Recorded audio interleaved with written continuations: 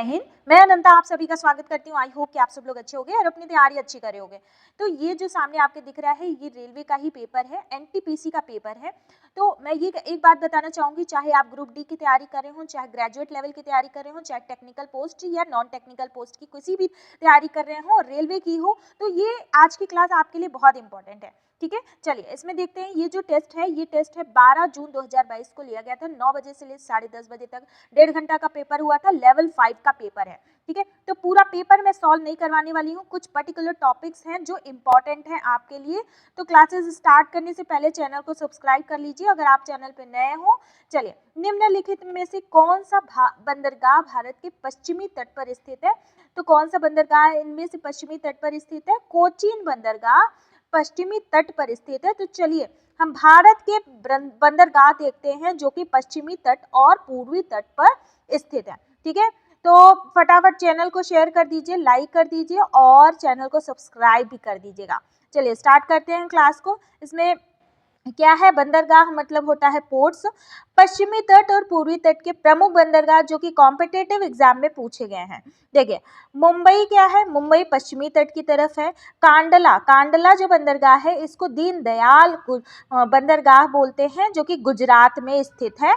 तो जगह के साथ साथ आपको पूरी यहाँ पे करंट अफेयर से अपडेटेड मिल रहा है। पूर्वी तट पे है तूतीकोरिन और तमिलनाडु में है जो कि एन्नौर भी पूर्वी तट पे है, तमिलनाडु में है।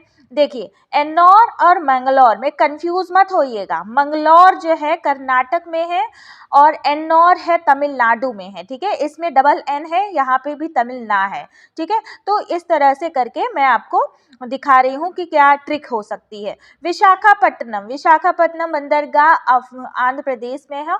और एक चीज, जवाहरलाल नेहरू बंदरगाह जिसको पहले बोला जाता था नावा शेवा बंदरगाह, ये कहाँ पे है? ये नवी मुंबई में है।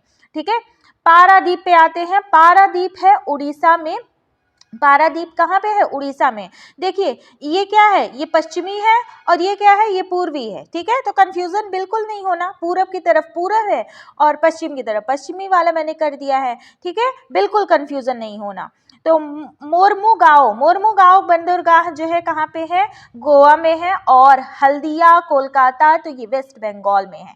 ठीक है, पोर्ट ब्लेयर कहाँ पे है? पोर्ट ब्लेयर है अंडमान निकोबार में है, जिसको हम किस में गिनते हैं? जिसको हम पूर्वी तटों में ही गिनते हैं।